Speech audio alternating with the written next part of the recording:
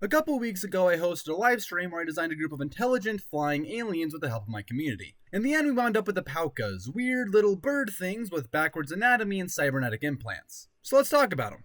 Our story begins on the planet Kayar, a large oceanic planet whose strong gravitational pull made flying animals much more rare than they were on Earth. But one such rarity was the Pauka, who had a bizarre anatomy with their mouth, a long bioluminescent tongue protruding from what appeared to be their tail, while their actual tail was on the other side of their body and looked more like a pointed snout.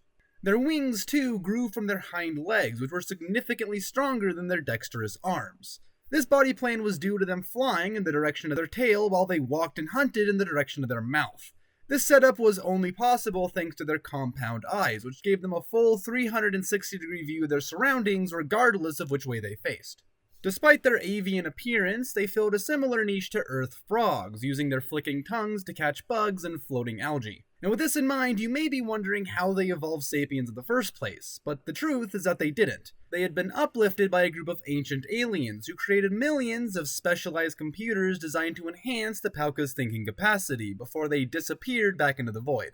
But the Paukas would be stuck in their version of the Stone Age for quite some time before they'd learn to replicate these devices, which meant they only had so many, and the only way a new person could achieve sapience was if an old or dying Pauka gave their computer to a youngling. But it's important to mention that these computers were not a pre-existing intelligence using the Pauka body as a host. Instead, it simply expanded the intelligence and personality the Pauka already had. But anyway, the Paukas had three major subspecies, all from different regions of the planet. The most widespread were the Turras, who could easily fly across the planet's oceans, and in fact did so habitually in the form of mass migrations. While they had many variations in color, the most common was red, which may seem bold and vibrant to us, but for them it was seen as camouflage. Thanks to their planet's high gravity, the atmosphere was really dense and acted as the perfect environment for countless species of floating plankton, which painted the sky in the same brilliant hue that those plankton happened to be.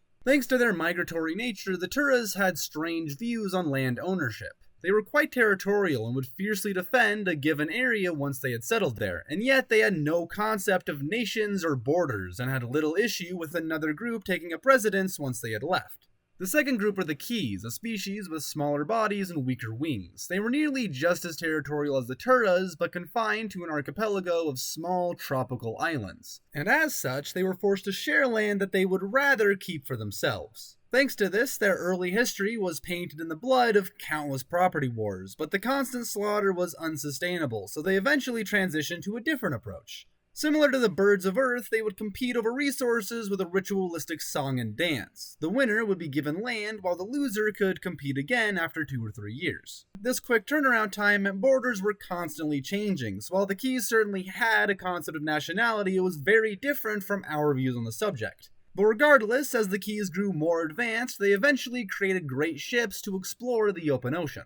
And it did not take long for them to realize the surrounding land was already controlled by the Turras, a discovery that brought unwanted attention to their homeland, seeing as the Turras were violent expansionists, and it may have even resulted in their destruction if not for the Cies' exclusive access to a particular mineral. You see, the Turras had almost everything they could possibly need, thanks to their endless territory and the resources that came with it. But copper was very rare on their planet, aside from on the Key Islands, which just so happened to have more copper than they knew what to do with. And by trading this priceless metal in such high quantities, the Key were able to satiate the Turras' need for expansion, at least for now.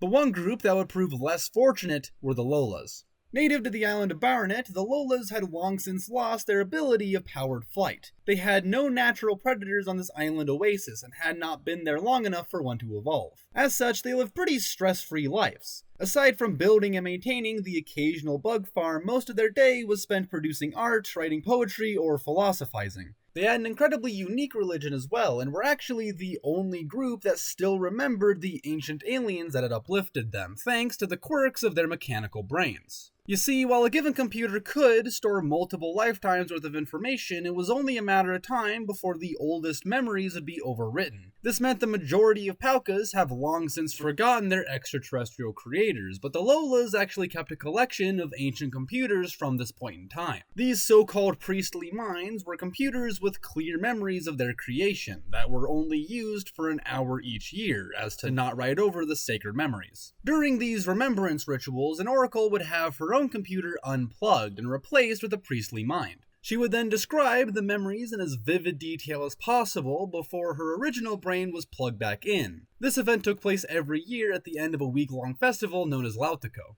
This holiday had several associated traditions, the most notable of which was the Day of Role Reversal, where self-serious bureaucrats would act like clowns while entertainers would devise and enforce new laws.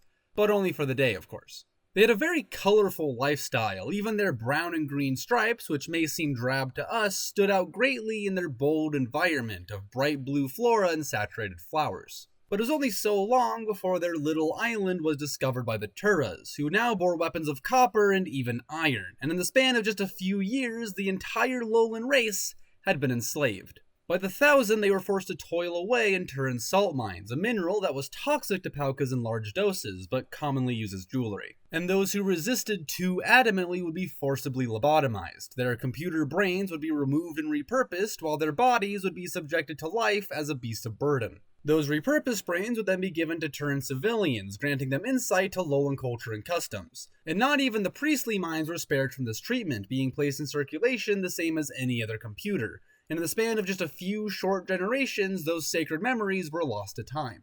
But despite their harsh treatment and blatant disregard for the Lola's safety, the Turras soon learned that they quite enjoyed Lolan culture and adopted many of their most favored customs, especially the Festival of Lautiko. They even expanded on the Day of Role Reversal by allowing the slaves to eat with their masters and even sit at the head of the table.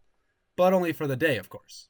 Back in the tropics, the Cies learned of the growing slave industry and were far from approving, but dared not disturb the delicate peace brought by the copper trade.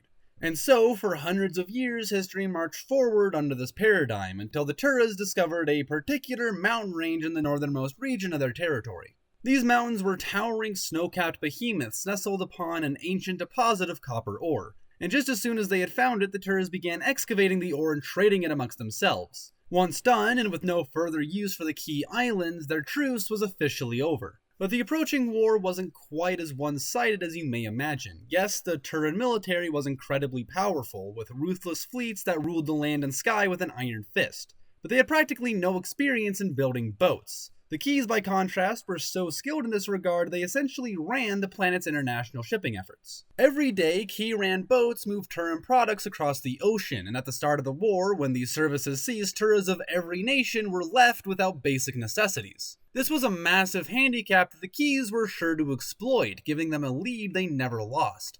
As the years waxed on, they destroyed wave after wave of invading Turras through an unsafe blend of naval attacks and guerrilla warfare. At a certain point, it even looked as though they may win, but of course, all good things must come to an end. At this case, the end came in the form of a powerful solar flare, larger than any flare before or since. This cataclysmic event showered the sun-facing half of the planet with a devastating EMP. This effectively destroyed every computer on that side of the world, which included the Key Islands. Without their computer minds, the Keys were reduced to wild animals, while those lucky enough to survive the flare were trapped on the losing side of a war. And it wasn't long before the survivors were captured by the Turras or forced to escape to the edges of society. And so was the dawn of a new dark age, a period where Lolas and Keys were subject to endless oppression while the Turras flourished. And sadly, it's on this sour note that I'll have to draw today's video to an end. Don't worry, there's certainly more to come, but I'll need a little more time to finish part 2. And once it is finished, my patrons will gain early access for a day or two. Right now, that's just my friend MTL, but if you'd like to join him, then there's a link in the description down below for as little as $1 a month. There's also a 7-day free trial, so if you change your mind before then, you can cancel with no charge at all.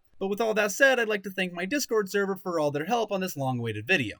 Especially Chimera98, who I have somehow never mentioned by name, despite the fact that they have been instrumental in almost every single one of these videos in one way or another. But anyway, that's all I've got for you guys today, so until next time, don't die. See you later.